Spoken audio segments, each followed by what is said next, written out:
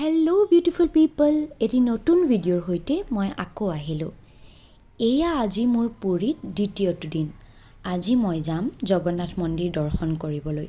সেইবাবে ৰাতিপুৱা 4টাতে উঠিলোঁ আৰু 6 বজালৈ আমি গৈ পাই গ'লোগৈ জগন্নাথ মন্দিৰ। মন্দিৰৰ ভিতৰলৈ মোবাইল ফোনছ নিয়াৰ এলাউ নাই। সেইবাবে আমি বাহিৰতে সৰু দোকান এখনত আমাৰ চেণ্ডেল, মোবাইল ফোন সকলোখিনি দি দিলোঁ আৰু খুব সুন্দৰকৈ দৰ্শন কৰি আহিলোঁ। এয়া ভিডিঅ'জ দৰ্শন কৰি ঘূৰি আহি লোৱাৰ সময়ৰ। আপোনালোকে বাৰু শুনিছেনে, পুৰীৰ জগন্নাথ মন্দিৰৰ যে ছাঁ মাটিত নপৰে? হয়, ঠিকেই শুনিছে। ইয়াক লৈ দুটা প্ৰবাদ আছে। কিছুৰ মতে এয়া জগন্নাথৰ লীলা, অৰ্থাৎ এক ছুপাৰ নেচাৰেল এনাৰ্জি। আৰু আন কিছু লোকৰ মতে 12th চেঞ্চুৰীত যেতিয়া এই মন্দিৰটো গঢ় দিছিল, তেতিয়া ইয়াক এনেধৰণে বনোৱা হৈছিল যাতে ইয়াৰ ছাঁ মাটিত নপৰে। আৰু এটা নজনা কথা জানো আহক, এই মন্দিৰৰ 4টা দিশত 4খন দুৱাৰ আছে। বাঘ, সিংহ, ঘোঁৰা আৰু হাতীৰ দুৱাৰ। ভগৱান জগন্নাথ, বলভদ্ৰ আৰু সুভদ্ৰা তিনিওজন থকা মূৰ্তিজনা হয়তো আপোনালোকে দেখিছে। এই মূৰ্তিভাগ প্ৰত্যেক 12 বছৰত সলনি কৰা হয়। জগন্নাথ মন্দিৰৰ মহাপ্ৰসাদক অভৰা বুলি কোৱা হয়। আপোনালোক ইয়ালৈ আহিলে কিন্তু নোখোৱাকৈ নাথাকিব, একেবাৰে অমৃত যেন লাগে।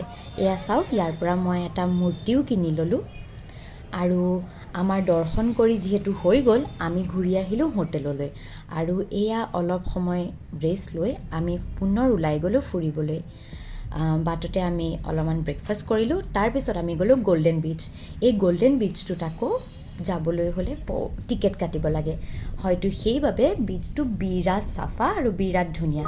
আমি বীচত ঠিকছে খেলিলোঁ, গা ধুলোঁ।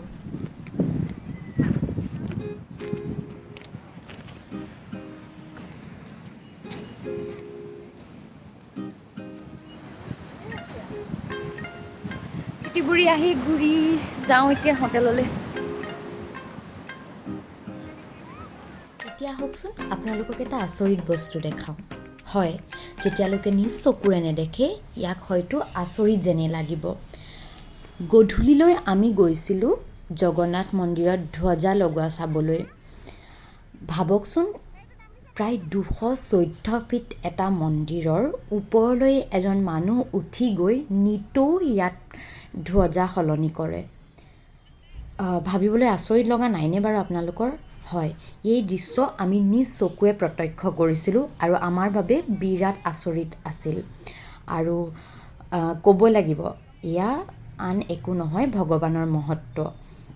আমি মাত্ৰ এয়াই ভাবিছিলোঁ যে যিসকলে ইয়াত ধ্বজা এনেদৰে লগাই থাকে, তেওঁলোকৰ ওপৰত ভগৱান শ্ৰীকৃষ্ণ সদায় বিৰাজমান থাকক। আমি বহুত সময় তাত অপেক্ষা কৰিলোঁ।